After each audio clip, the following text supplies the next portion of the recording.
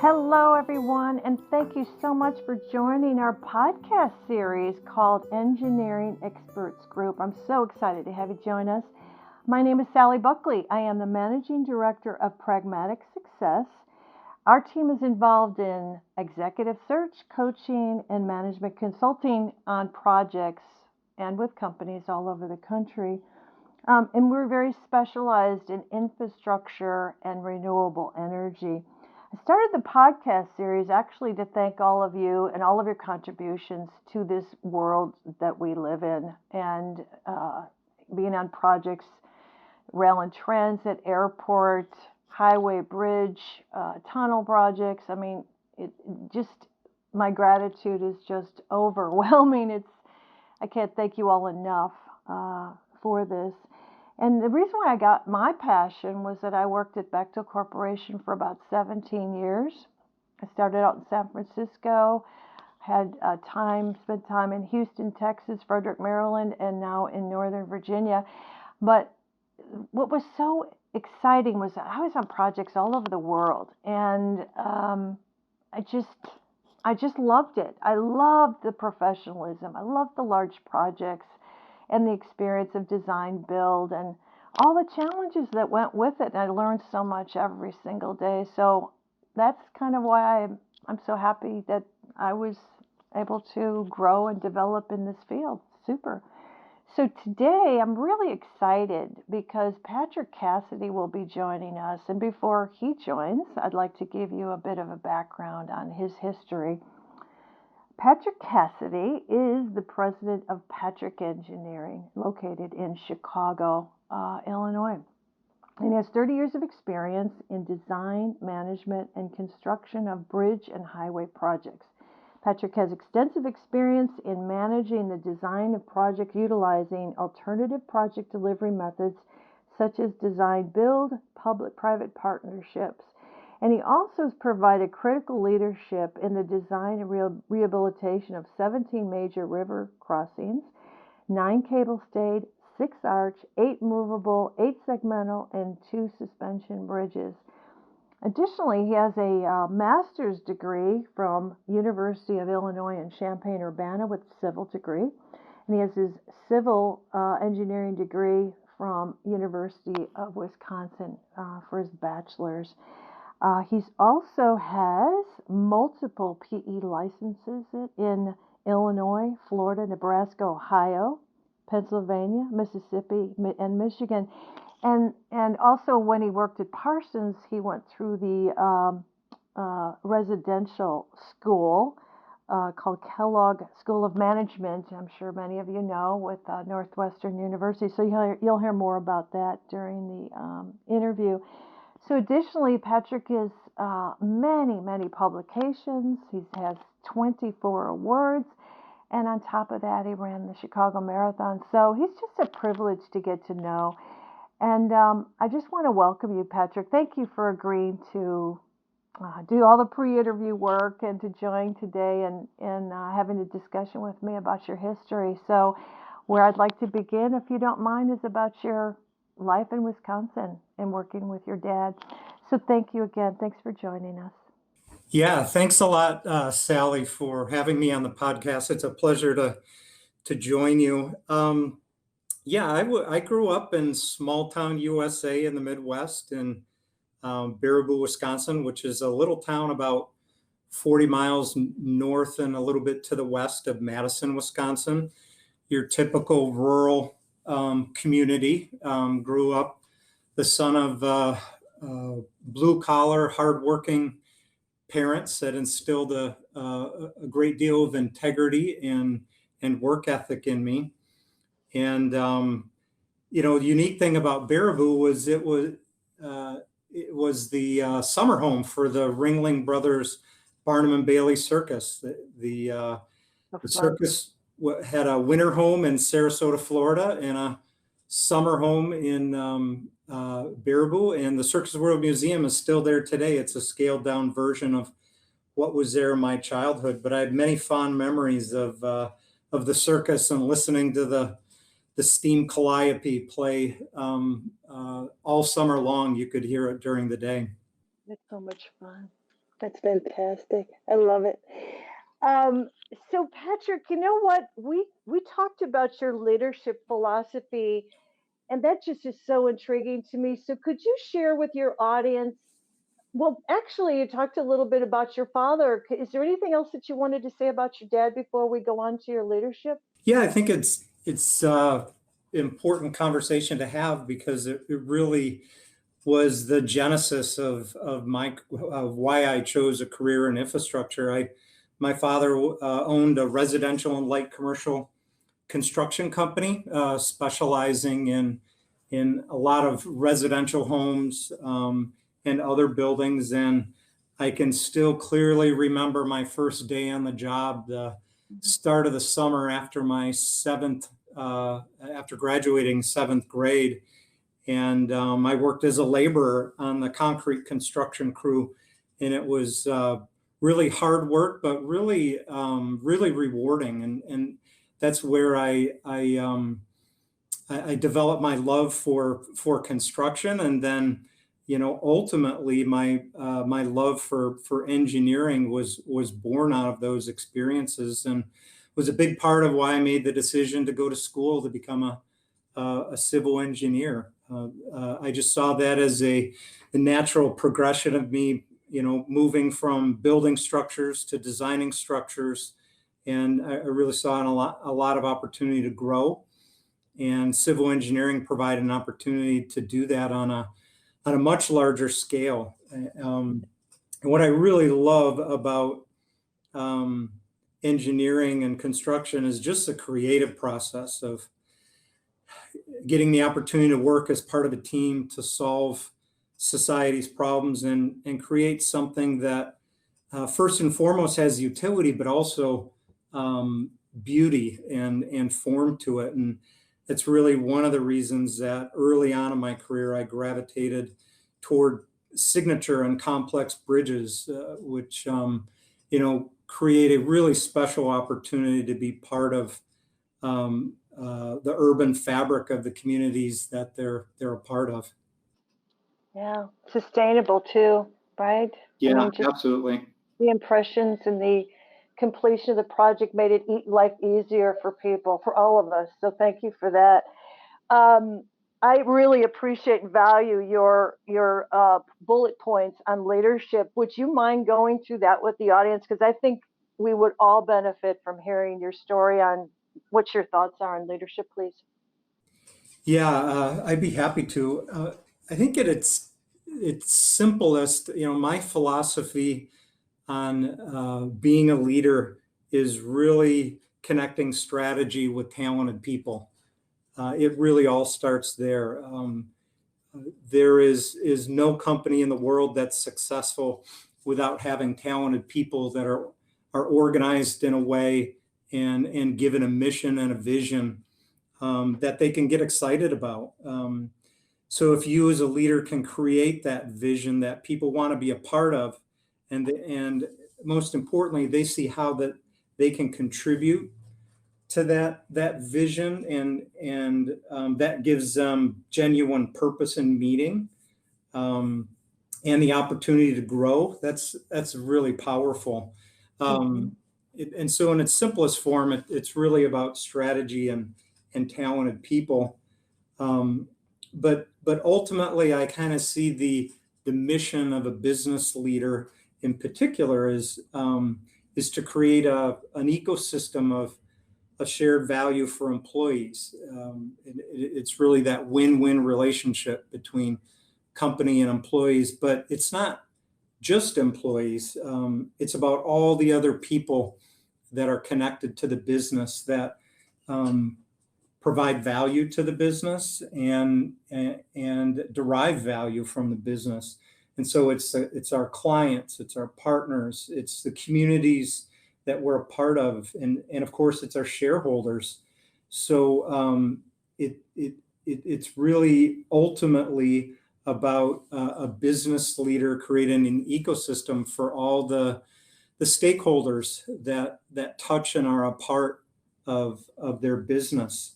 And this is really different then this legacy attitude of business in the earlier days of business leaders were really all about driving shareholder value.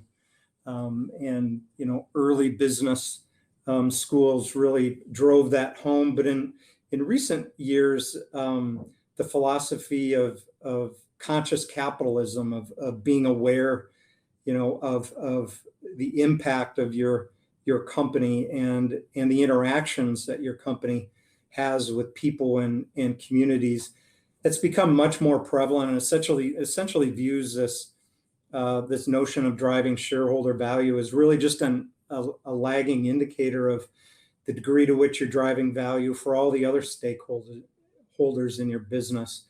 So it's a much more holistic and people-focused approach. Very much so. Yeah, I just wrote down the word holistic. That's exactly what I was thinking of. And by that, it's very inclusive, isn't it? Your mission. Yeah, absolutely. It's having an awareness that it's not just about you. It's not just about the employees. It's not just about clients. It's about everybody. And for a business to be successful, you've got to provide value to your employees. You obviously have to be providing value to your clients, and we've got a social responsibility and an environmental responsibility to the communities and where we where our people and our offices reside. Yeah. I think another really important thing for a leader to understand is how culture fits into an organization's success and what they can do to influence it.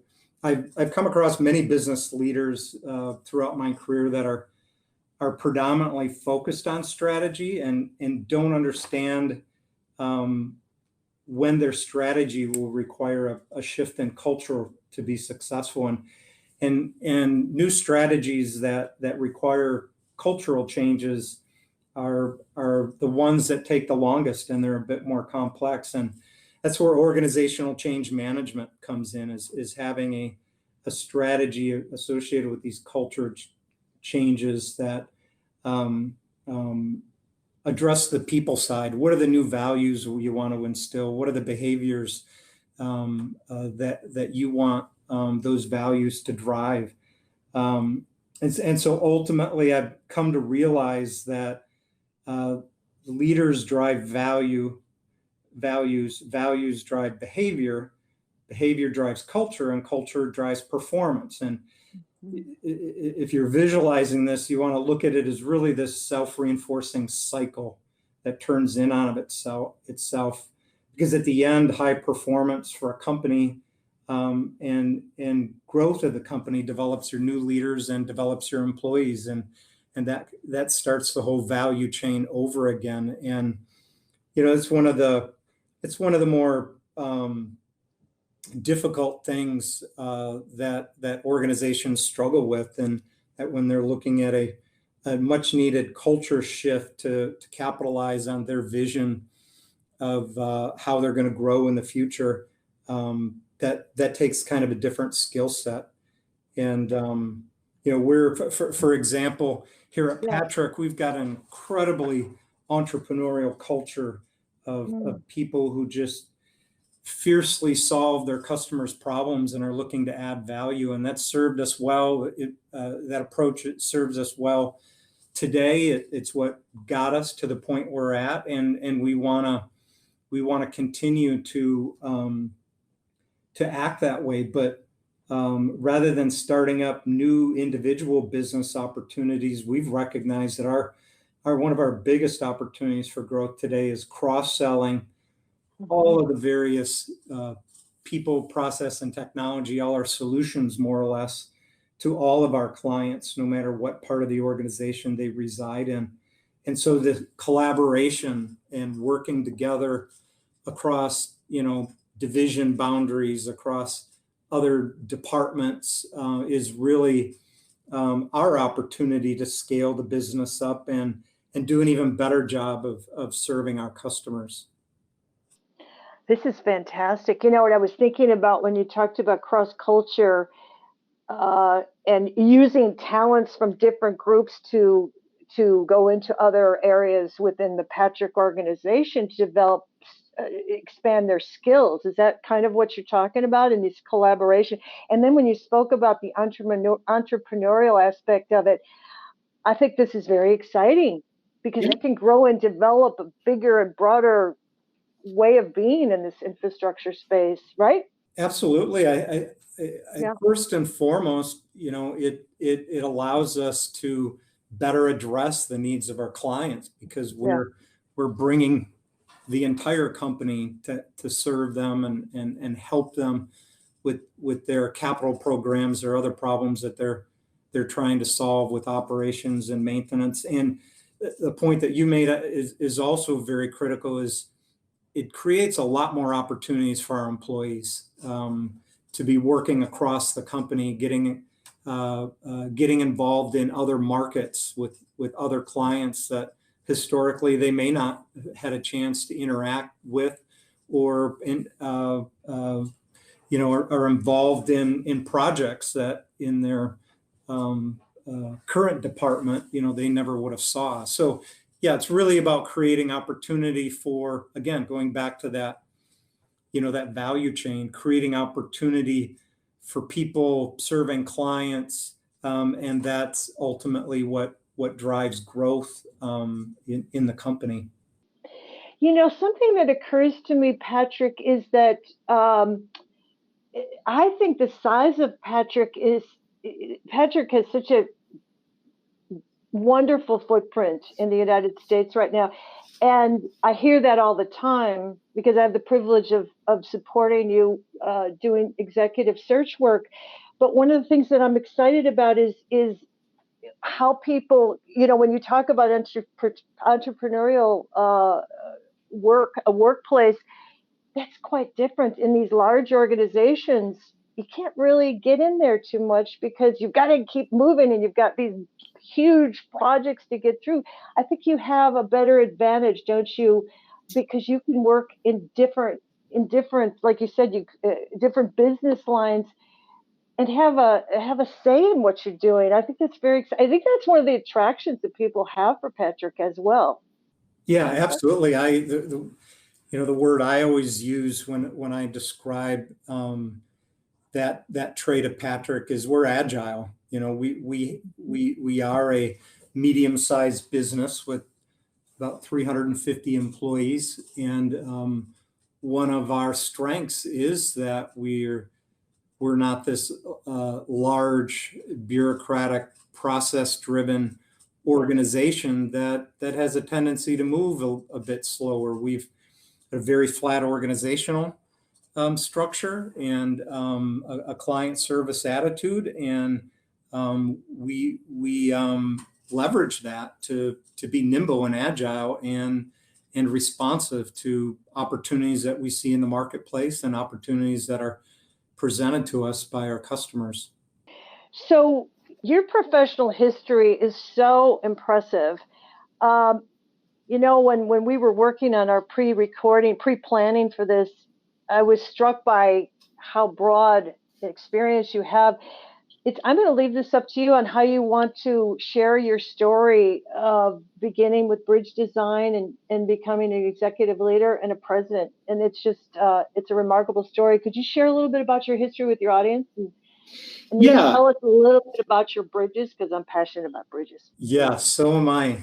And that was where I spent the early formative part of my career is coming out of the graduate program at University of Illinois Champaign and designing bridges. And it was there's just so many things to say about bridges. And I think the biggest thing really that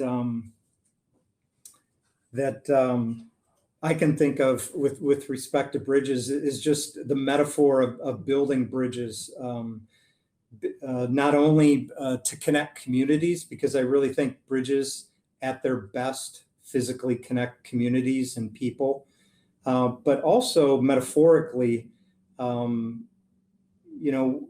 this business is all about people, and building bridges between people and to drive relationships, form relationships is also incredibly important. And so, that metaphor of eliminating obstacles that divide us, I believe that's what we should be striving for in our personal and professional relationships. Especially, when you look around at what's been happening over the past few years. I don't know about you, Sally, but I see too much of the opposite going on in society. It's really contrary, in my opinion, to what it means to be human.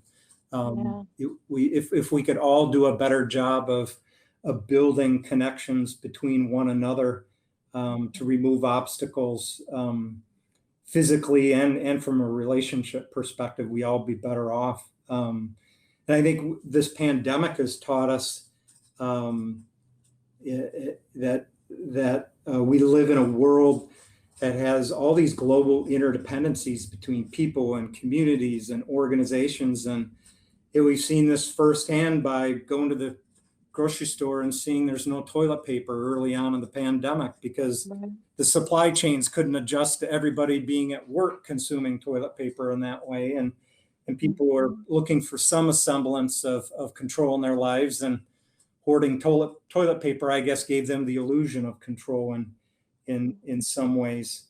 But, so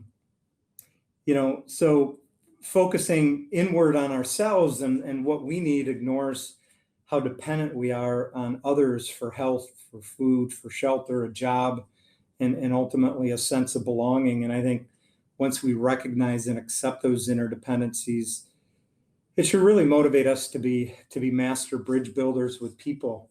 And obviously at the foundation of those bridges between people is trust. And that's where it all begins.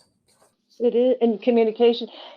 Patrick, I have to say that's one of the reasons why I wanted to do this podcast series during the pandemic, was to bridge relationships and get the word out about infrastructure and my passion for it and the thank yous for this. And that's kind of where I'm at, is I just want to thank you guys and spread the word, spread it all over the world, that this is a beautiful way of creating, through engineering, construction, whatever you want to do. You don't have to be either one of those. You could be another support staff. And so anyway, thank you for that. That just makes my heart soar, because that's exactly where I would rather be, is engaged in the metaphor of a bridge, communication and supporting one another and collaborating and cross-cultural work. I mean, all of this is welcome now. But anyway, so share your story about your professional history, because it's quite a journey. Yeah, as I said, starting right out of college, I started designing bridges here in the Chicago area and got to work on some really cool projects. The relocation of the northbound lanes of Lakeshore Drive, when they used to be on the east side of Soldier Field, to the west side, and all these fairly simple structures, but beautiful concourses under Lakeshore Drive that all of the people that visit the museum campus in Chicago would know about and be able and recognize. And then when I switched companies to a international boutique engineering company called J. Mueller International, I got the opportunity to work on some really large international projects. The first of which was the Bang Na Bang Plai Elevated Expressway, which is in Bangkok, Thailand. Oh. It was huge, elevated 6-lane segmental highway, 34 miles long, and it was a design build project. We were working with a German contractor who was building it, and just really, my experience there just really saw the power of a great culture and talented people, and what could be accomplished through that. And it was such a large project that also introduced me to kind of an industrialized approach to to designing and building large projects in a way that was very efficient and effective, almost like an assembly line kind of approach, where we would develop a master design and master drawings for the different elements of the bridge, and then essentially extrapolate that into adaptation drawings and adaptation designs for all the unique conditions that occurred along its 34-mile length of the viaduct. That's a long bridge. Yes, very long, and it was elevated toll highway to begin with, so there were elevated toll collection facilities that also were structures in and of themselves. So very cool project. And another really cool project I got to work on that I was actually the project manager on and engineer of record was the Damon Avenue Arch over the North Branch of the Chicago River. And I know that bridge. Yeah, the cool thing about that project is not a large bridge, but very much a signature bridge, that the arches were 48-inch diameter pipe that were bent into its form using an induction heat bending, which is a novel approach to fabrication of arches at the time.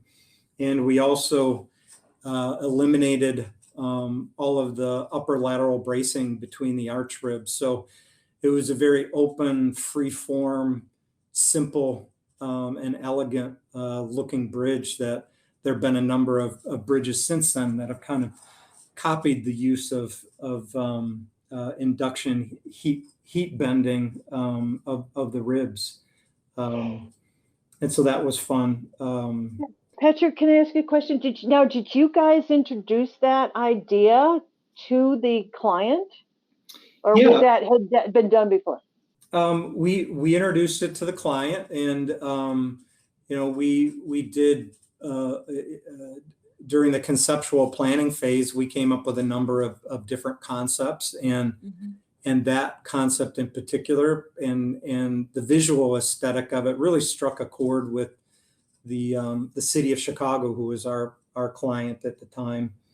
And was really in this phase of under Mayor Daley's administration of beautification of the city, of investing in infrastructure, of investing in urban design to really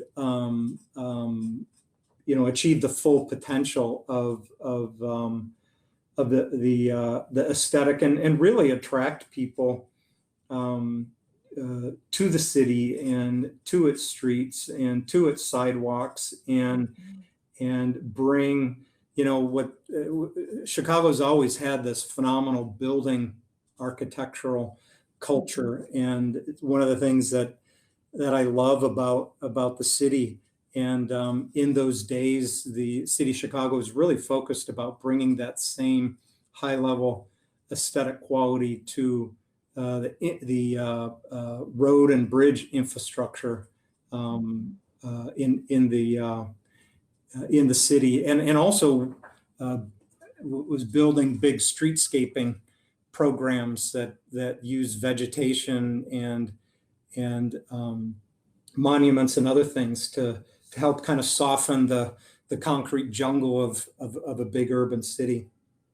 I love Chicago. I grew up there, so I love it. I love downtown and all the bridges, and just Chicago River is just it's an art form, isn't it? I mean, it is. Oh my gosh, yeah.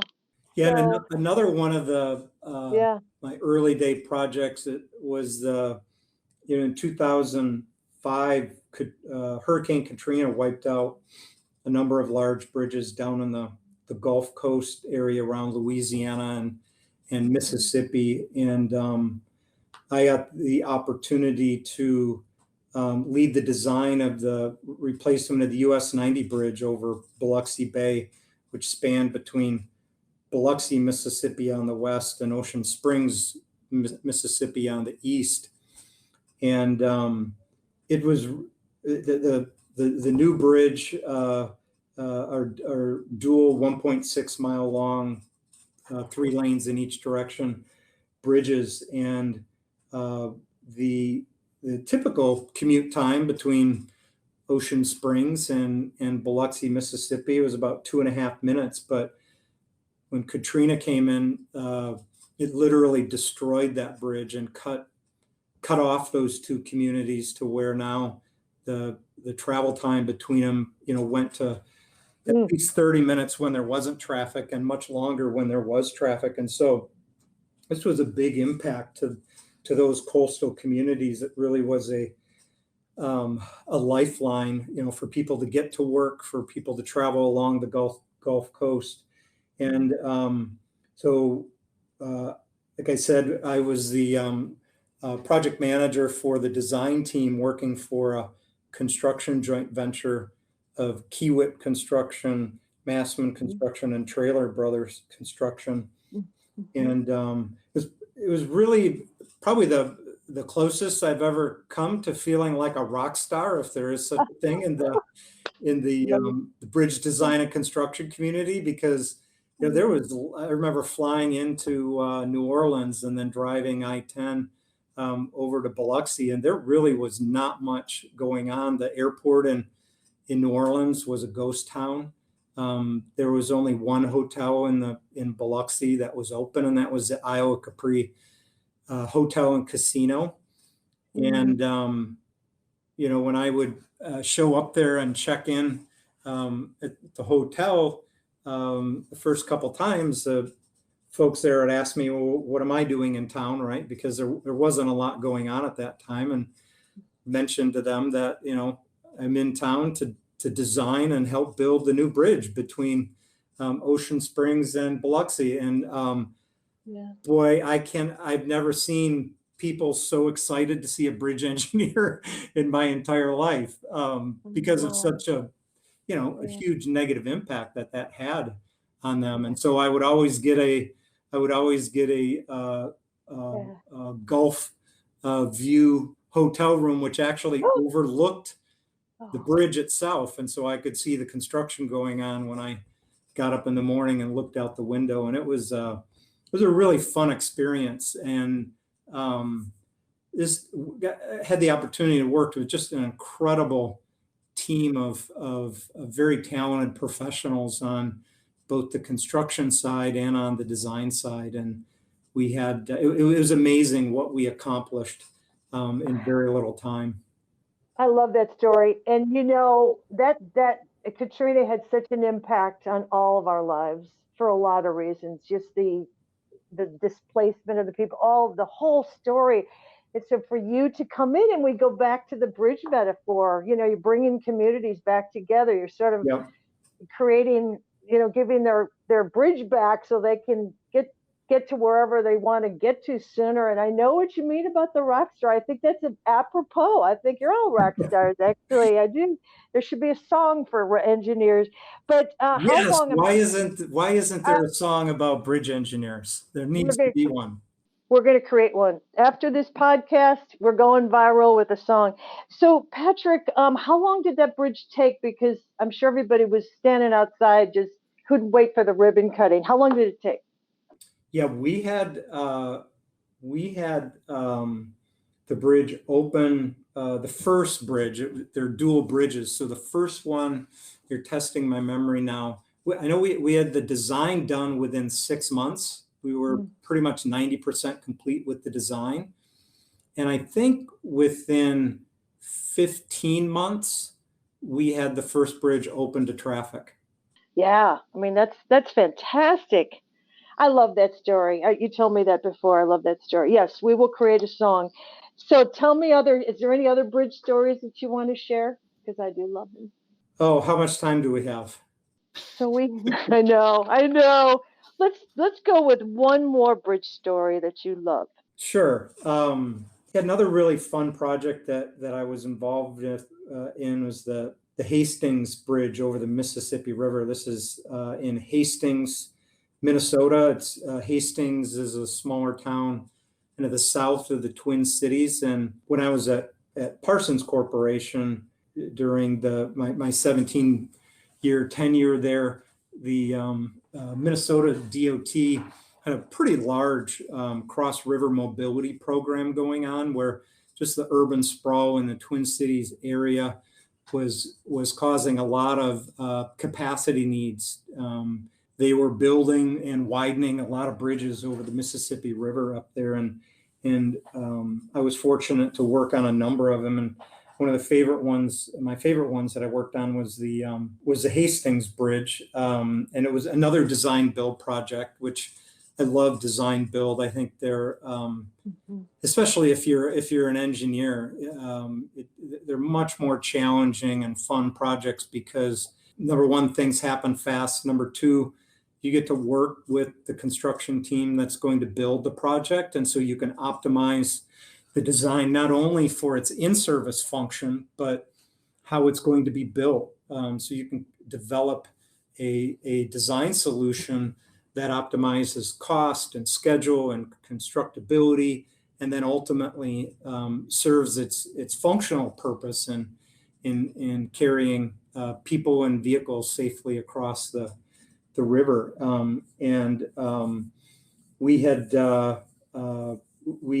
We introduced an alternative design during the procurement. The DOT left the design open. They wanted a signature bridge. They had two baseline designs of a cable stayed and a traditional arch bridge. And we work with Lunda Construction and also Ames Construction, two very successful Twin Cities construction companies, and came up with a third alternative. It was an arch, but we decided again to eliminate all the upper lateral bracing like we did on the Damon Avenue Bridge project. It had a lot more cleaner look, a lot easier to build, and we used a trapezoidal shaped steel box. And the other interesting aspect is, of course, we all remember the collapse of the I-35W bridge there in the Twin Cities, and that really changed the perspective of the Minnesota DOT in looking at new bridges and wanting to really make sure that there is sufficient redundancy in structures that they were building. And so we came up with a tied arch system that had a much higher degree of redundancy than a traditional tied arch. And so we were not only able to propose a bridge that was much more beautiful, much more cost effective, easier to build, but also one that was safer for the traveling public and much more resilient over its life cycle.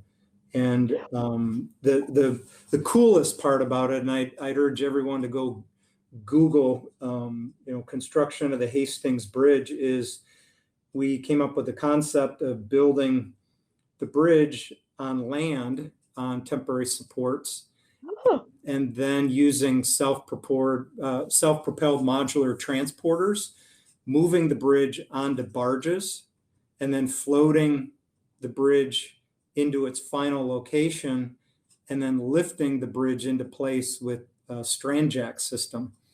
And the beauty in that is it didn't require building the bridge in the shipping channel, which Mississippi River, we all know, is a big shipping channel. And so construction of bridges over the shipping channel, restricts navigation, and the Coast Guard will only give a certain closure window for that navigation channel. And we completely eliminated that obstacle by building as much as we could on land, and then using modern technology to roll it onto a barge and float it into place. That is amazing. I have never heard that before. That's an amazing story. When you talked about redundancy, Patrick, does that have to do with, you mentioned the bridge that collapsed before. Were you talking about redundancy specifically to the design? How did that?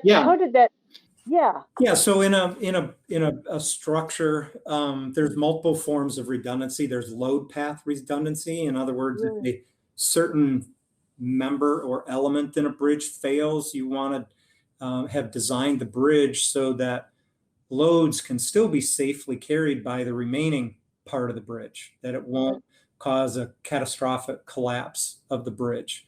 And then the other form of redundancy is material or internal redundancy, where you choose materials and systems that have internal redundancy. So in this case, we used post-tensioning tendons in combination with the steel plates to form the tension tie for the arch, so that if you had some corrosion, in one element, there was an alternative load path and an alternative cables that the tension could be redistributed to, and again, safely carry load and not lead to a catastrophic collapse of the bridge.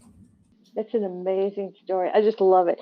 So I was involved with so my background is in human resources. So I was involved with the Tacoma Narrows Bridge. I was located in San Francisco at the time and worked with, so I was up at Tacoma, Washington quite a bit to help with the staffing and policies, everything that needed to be structured in place. So I was working with the Bechtel teams and the Kiewit teams, and what a collaboration. And I want to just share with you that I've been blessed to be on several design build projects, and I can't speak to it from an engineering perspective, but other than I just love the whole idea of the collaboration, working together. And there's plenty of fights to go around, right? I mean, it's not all easy, but it's about working through the design, working through the construction, and have your teams working together. I think that's just that's oh my God. And then the fun in the end of getting to walk over the bridge or drive over the bridge with your family. I mean, there's always been, something that's incredibly rewarding, about that experience, to leave something concrete and tangible behind. You've got kind of a visual representation of all the blood, sweat, and the tears that the team put into the project to make that a reality. And one of the things that I interviewed David Climby, who I'd like to introduce you to sometime. He's an expert in bridge construction, and he talked a lot about, the ribbon cutting and crossing the bridge and the celebration, working with all the agencies. I mean, it's a lot. It's a lot of efforting, but geez, it's just something that we're all so grateful for. So that's why we're doing this. So anyway, I want to talk a little bit about, we spoke earlier about leadership, but there's another thread here, because you're now president of Patrick Engineering, and you did speak a lot about Patrick and what you want to do there. But I want to go back, just take a step backward regarding your evolution. You're the bridge designer. People started noticing your talent, your leadership abilities. There was some moment in time where you were seen. Do you remember that time when you were included in the executive leadership programs, and that was your stepping stone? Because your audience will want to know how you got here. Yeah, so I always say there's really 4 career paths in an engineering and construction company. There's a technical career path, a project management or program management career path, sales and strategy, and then general or business management.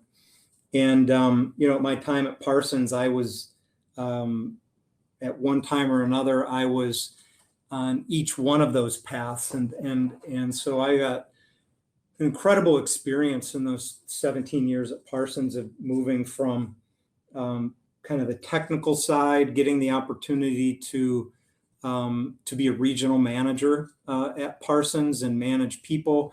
And at the time, I was also managing projects, and that's kind of when my love of leadership and seeing that there were other very rewarding challenges associated with these large projects that weren't necessarily technical in nature and definitely not things I went to school for. There's a lot of the soft skills of leading and motivating people to accomplish something, collectively.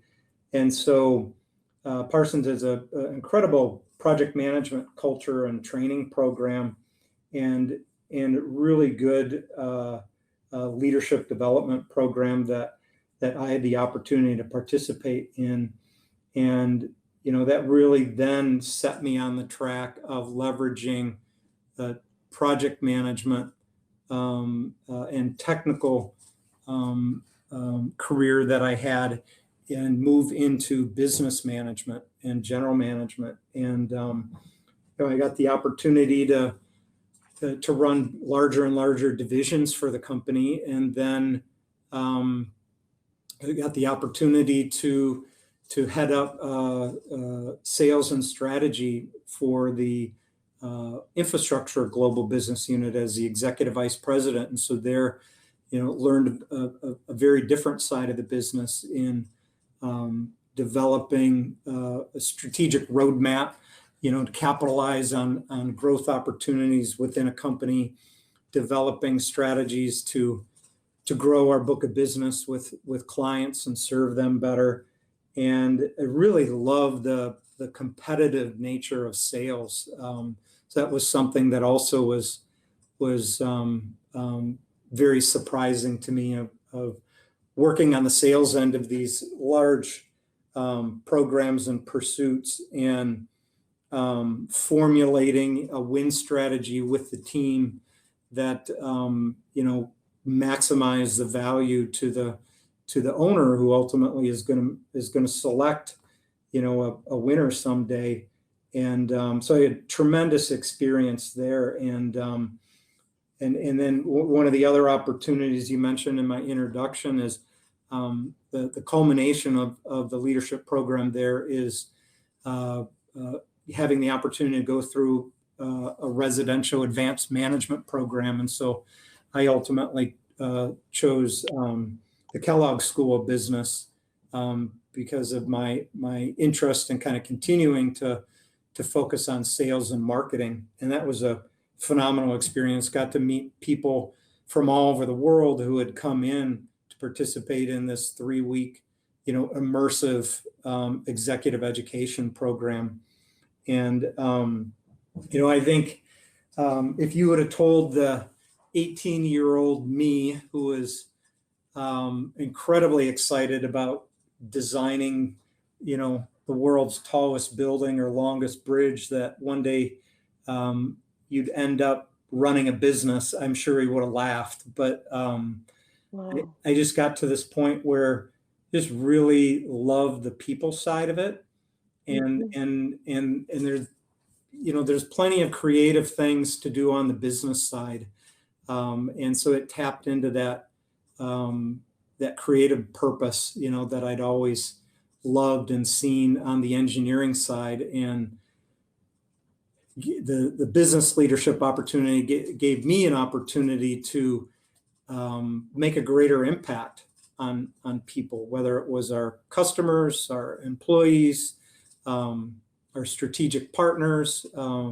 It afforded me the opportunity to contribute on a larger scale. Fantastic. What came to my attention was when you were at Parsons, what business lines were you going after?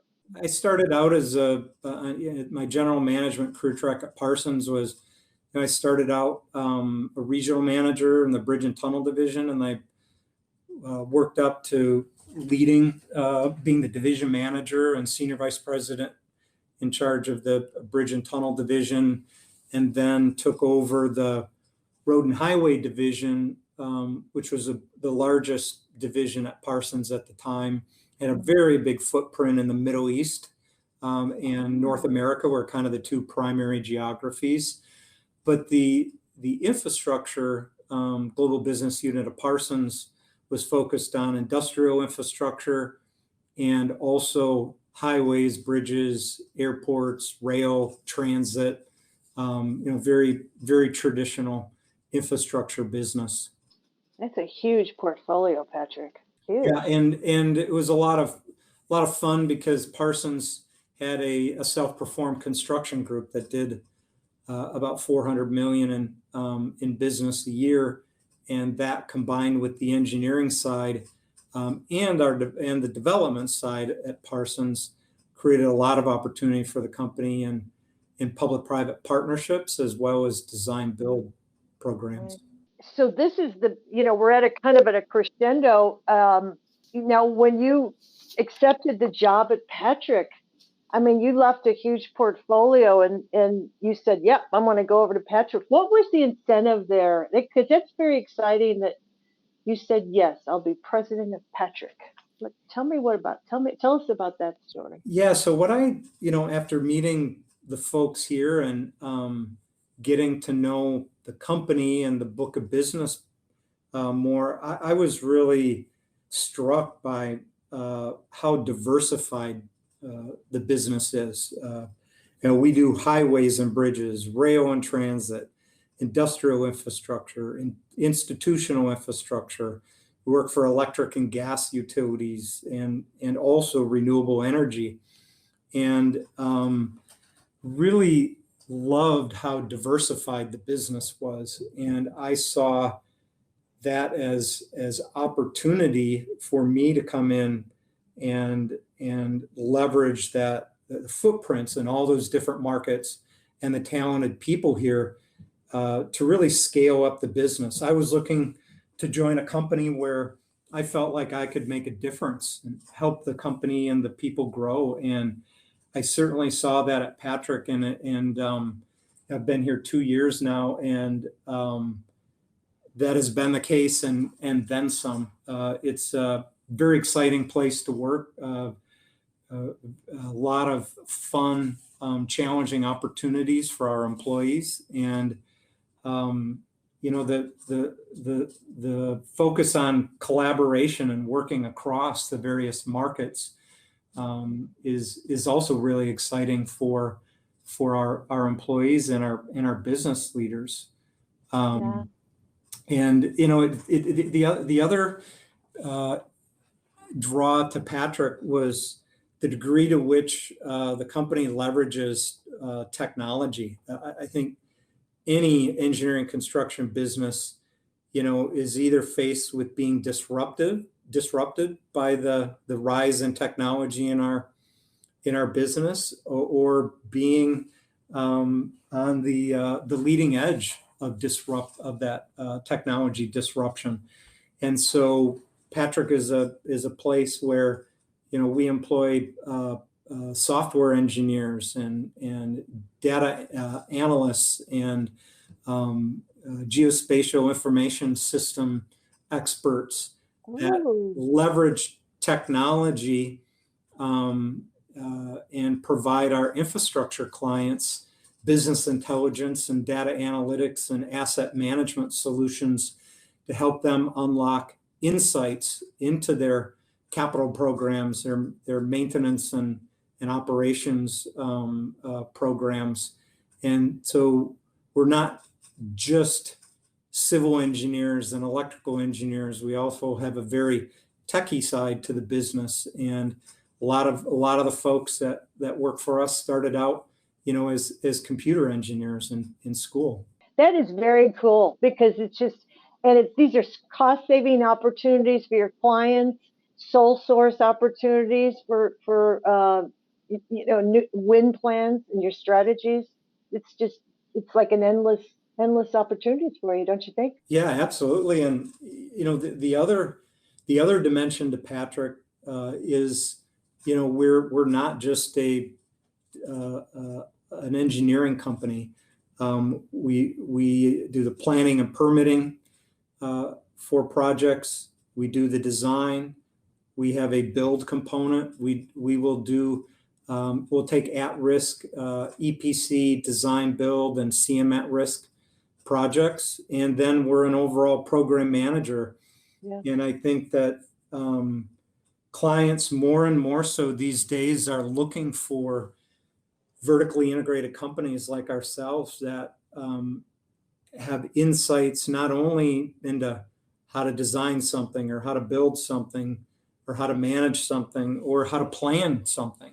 But companies that can really take a holistic view and at the very inception of a capital program, envision a way to deliver that program while reducing risk to the client, giving them cost and schedule certainty, and ultimately, meeting their functional needs. And I think the companies of the future in the infrastructure business are those that can play in all four dimensions of that delivery model. Brilliant, brilliant, brilliant. Patrick, we're sort of getting towards the end of our story, and I don't want this to end, but I promised you an hour. Talk about the future. I think you've pretty much covered what the future looks like, but let's go with your final comments. This has been very exciting. I just want to say thank you, but go ahead with your final comments. We talked a little bit about maybe the pandemic, or how would you like to thread this? Yeah, I write a monthly article in our newsletter, and the pandemic has been a source of it. Maybe inspiration is too positive a word for some of the articles that I wrote, but it's been a very interesting time if you're an observer of human behavior these last couple years. I mean, at the beginning of this, I saw a lot of people who, at the beginning of the pandemic, when certain activities were no longer healthy and safe for people, there was all this habitual momentum, that people just weren't moderating their behaviors, their decisions. And of course, we know change is hard for humans, right? And so it's not a shock, but it really made me reflect on the fact that, we as a society, I think in some respects have lost our ability to critically think. And that's what engineering, a degree in engineering and a career in engineering teaches you to do is critically think, looking at data and evaluating bias and coming up with analytical solutions and judging those solutions to see which ones are best. And I think we certainly do not have a whole lot of critical thinking in our political discourse and in our newspapers and our TV coverage these days. And I think that's there's a great opportunity there, for people who are interested in a career of contributing to society, getting to work on challenging projects, learning how to critically think, which is, I think, a key trait, a key skill to carry along with you in your lifetime. And I think, ultimately, those are the types of things that build resiliency, personal resiliency in a company. And I think that's probably the biggest lesson of the pandemic, is just how important it is to be working on your own personal resiliency and mental health, and make sure that that's always in check, and building companies and building infrastructure that's resilient has been probably the biggest lesson. And, when I look back over the 30 years of my career that I spent in infrastructure, I look back at that first day on the job, my summer after 7th grade, and looking at a big hole in the ground, and then, weeks later leaving behind a home that a family was going to live in, or a business was going to use. That just gave me a tremendous sense of accomplishment and pride, and that sense of connected purpose and need is what's really driven me to continue, to do my part to design and build the infrastructure of the future, and also grow people in the process and help them along with their careers. What a great story. So those of you that are listening, share this podcast with all your friends and family, because it's really, I'm completely enlightened by Patrick's story, by your story, Patrick. So thank you for that. And we're going to have a rock star song. How about Bruce Springsteen? Can you pull that? Yeah. I think he would be appropriate. So if Bruce Springsteen, if you're listening to this podcast, we need a song, right? Would that be fun? Oh, yes, we'll get this to Bruce. And I just want to say thank you for this. I mean, I don't want it to end, but it's just wonderful, and it's inspiring. And those of you that don't have a mentor or a champion, please, join your association. Look up Patrick at the company. I'm sure that he'd be happy to converse with you if you choose. I mean, there's just so many ways for us to meet again. So thank you again for this, Patrick, and you are a bright light. There's no question about it. Have a good evening. And thank you very much, Sally. It's been a pleasure. Thanks. Talk to you soon. Bye-bye. Bye.